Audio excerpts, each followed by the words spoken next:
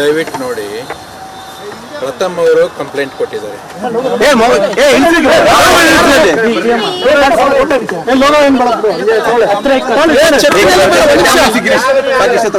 ದಯವಿಟ್ಟು ಯಾರು ಮಾತಾಡಬೇಡಿ. ಪ್ರಥಮ್ ಅವರು ಕಂಪ್ಲೇಂಟ್ ಕೊಟ್ಟಿದ್ದಾರೆ, ಈಗಷ್ಟೇ ದೂರು ದಾಖಲಾಗಿದೆ. ಕಾಯ್ದೆ ಪ್ರಕಾರ ಅದನ್ನು ಕ್ರಮ ತಗೋತೀವಿ. ನಾವು ಅವರ ಏನು ಕಂಪ್ಲೇಂಟ್ ಫ್ಯಾಕ್ಟ್ಸ್ ಪ್ರಕಾರ ತೀವ್ರವಾದಂಥ ಕ್ರಮ ತಗೋತೀವಿ. ಅವ್ರಿಗೆ ಏನು ತೊಂದರೆ ಆಗಿದೆ ಪಕ್ಕ ಅವ್ರಿಗೆ ಪ್ರೊಟೆಕ್ಷನ್ ಕೊಡ್ತೀವಿ. ಕಾನೂನು ಪ್ರಕಾರ ಆದರೆ ಯಾರೇ ಇರಲಿ, ಅವ್ರು ಯಾರ ಮೇಲೆ ದೂರು ಕೊಟ್ಟಿದ್ದಾರೆ ಅವ್ರ ಕ್ರಮ ತಗೊಂಡು ತನಿಖೆ ಮಾಡ್ತೀವಿ. ಈಗಷ್ಟೇ ಅದನ್ನು ಕೊಟ್ಟಿದ್ದಾರೆ. ಅದನ್ನು ಕೆಲವೊಂದು ನಗರ ವ್ಯಾಪ್ತಿನಲ್ಲಿ, ನಮ್ಮ ವ್ಯಾಪ್ತಿನಲ್ಲಿ, ನಮ್ಮ ಯಾವುದೇ ವ್ಯಾಪ್ತಿಯಲ್ಲಿ ನಮ್ಮ ಪೊಲೀಸ್ ಇಲಾಖೆಯಲ್ಲಿ ಕೊಟ್ಟಿದ್ದಾರೆ. ನಾವು ಕ್ರಮ ತಗೋತೀವಿ.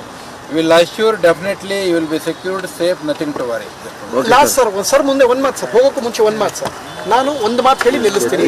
ನಾವು ಕಂಪ್ಲೇಂಟ್ ಕೊಟ್ಟಿದ್ದೀವಿ ಅನ್ನೋ ಕಾರಣಕ್ಕೂ ಉಪವಾಸ ಗೊತ್ತಿಲ್ಲ ಸರ್. ಈ ಥರ ಹೆಣ್ಮಕ್ಳು ಬಹಳಷ್ಟು ಜನಕ್ಕೆ ಇದಾಗಿದೆ. ನಾನು ಯಾವುದೇ ಕಾರಣಕ್ಕೂ ಒಂದು ಹನಿ ನೀರು ಕುಡಿಯಲ್ಲ. ಒಂದು ರಿಕ್ವೆಸ್ಟ್ ಹೇಳ್ತೀನಿ, ನಾನು ನಿಮ್ಮನ್ನ ಪ್ರೆಷರ್ ಹಾಕ್ತಾ ಇಲ್ಲ ಸರ್. ಯಾಕಂದ್ರೆ ಯಾವುದನ್ನ ನೋಡ್ಕೊಂಡು ನಾನು 2000 ಪೇಜಸ್ ಅಲ್ಲಿ ಟ್ರಾಲ್ ಮಾಡಿಸಿದಾರೋ ಆ ಮನುಷ್ಯ ಬಂದು ಆನ್ಸರ್ ಮಾಡಬೇಕು. ಎರಡನೇದು ಪೇಜಸ್ ಡಿಲೀಟ್ ಆಗಬೇಕು ಸರ್. ಇಲ್ಲ ಅದು ಅವತ್ತು ಆಗಿದ್ದಕ್ಕೆ ಸರ್ ದಯವಿಟ್ಟು ಕೇಳಿ.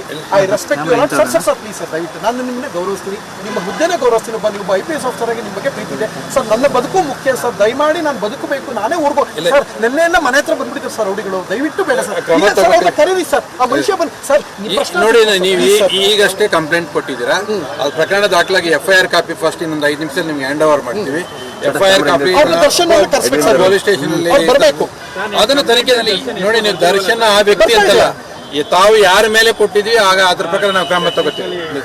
ಏನು ಸರ್ ದಯವಿಟ್ಟು ಎಲ್ಲ ನಿಮ್ದು ಒಂದ್ ನಿಮಿಷ ಕಂಪ್ಲೀಟ್ ಆಗಿ ನೋಡಿ ಸರ್. ಒಳಗಡೆ ಬನ್ನಿ. ಯಾವ ಪೇಜ್ ಅಂತ ಇದಾಗಿ ಸರ್ ಹೋಗೋದಲ್ಲ ಸರ್, ಹೋರಾಟ ಮಾಡ್ಲಿಕ್ಕೆ ಅವ್ರಿಗೆ ಅವಕಾಶ ಮಾಡಿಕೊಡ್ತೀರಾ ನೀವು? ಇಲ್ಲ, ಇದು ನೋಡಿ, ಅವ್ರಿಗೆ ಅವರು ವೈಯಕ್ತಿಕ ಇದಕ್ಕೇನಿಲ್ಲ. ನೀವು ಅವರು ಹೋರಾಟ ಮಾಡೋದಕ್ಕೆ ನಾವು ಅಡ್ಡಿಪಡಿಸೋದಿಲ್ಲ. ಅವ್ರು ಏನು ರಿಕ್ವೆಸ್ಟ್ ಇದೆ, ಕಂಪ್ಲೇಂಟ್ ಇದೆ, ಅದನ್ನ ನಾವು ಅದರ ಪ್ರಕಾರ ಕ್ರಮ ತಗೋತೀವಿ.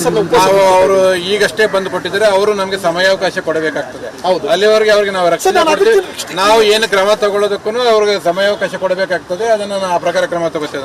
ಅಟ್ ದ ಸೇಮ್ ಟೈಮ್ ಇನ್ನೊಂದು ಮಾತು ಸರ್, ರಕ್ಷಣೆ ಕೊಡ್ತೀನಿ ಅಂತ ಹೇಳಿದರೆ ಪೊಲೀಸ್ ಸ್ಟೇಷನ್ಗಿಂತ SP ಆಫೀಸ್ಗಿಂತ ದೊಡ್ಡ ರಕ್ಷಣೆ ಎಲ್ಲಿದೆ? ನಮ್ಮ ಮನೆ ಹತ್ರ ಅಟ್ಯಾಕ್ ಆಗಿದೆ. ನಾನು ಸರ್ ಮಾತನ್ನ ಕೇಳ್ತಾ ಇಲ್ಲ ಸರ್. ನಿಮ್ಮ ಪ್ರೀತಿ ಇದೆ. ನನ್ನ ಸರ್ ಈ ರಕ್ಷಣೆಗಿಂತ ಯಾವ ರಕ್ಷಣೆನೂ ಇಲ್ಲ. ಪೊಲೀಸ್ SP ಗಿಂತ ರಕ್ಷಣೆ ಎಲ್ಲ ಐತೆ, ತೋರಿಸಿ, ಪ್ರೂವ್ ಮಾಡಿ. ದಯವಿಟ್ಟು ನೋಡಿ, ಮಾಧ್ಯಮದ ರೀತಿ ನಾವು ತನಿಖೆ ಮಾಡೋಕ್ಕಾಗೋದಿಲ್ಲ. ನಮ್ಮದೇ ಒಂದು ಏನು ಕಾಯ್ದೆ ಪ್ರಕಾರ ಮಾಡಬೇಕು, ನಾವು ಕ್ರಮ ತಗೋಬೇಕು. ದಯವಿಟ್ಟು ಸಹಕರಿಸಿ. ತಾವೆಲ್ಲ ಹೋಗಿ ಅವ್ರಿಗೆ ಯಾವುದೇ ಅಸಹಾಯಕತೆ ತೊಂದರೆ ಆಗೋದಕ್ಕೆ ಬಿಡೋದಿಲ್ಲ. ಅವ್ರಿಗೆ ರಕ್ಷಣೆ ಕೊಡ್ತೀವಿ. ದಯವಿಟ್ಟು ಓಕೆ ಸರ್. ಸರ್ ಈಗ ನಮ್ಮ ಮನೆ ಹತ್ರ ತೊಂದರೆ ಮಾಡ್ತಾನೆ ಇರ್ತಾರೆ. ಆಯ್ತು, ಹಂಗಾರೆ ಒಂದು ಕೆಲಸ ಮಾಡಿ. ಹಾಗಂತ ನಾವು ಇದನ್ನ ನಾವು ವಾಪಸ್ ತೊಗೊಳ್ಳಲ್ಲ. ಸರ್ ಮೇಲೆ ಗೌರವ ಇದೆ. ನಾವು ಫಿಲಂ ಚೇಂಬರ್ ಹತ್ರ ಕೂತ್ಕೋತೀವಿ. ಬೀಂಗ್ ಎ ಪ್ರೊಡ್ಯೂಸರ್ ನಾನು ಅಲ್ಲಿ ಕೂತ್ಕೋತೀನಿ ಸರ್.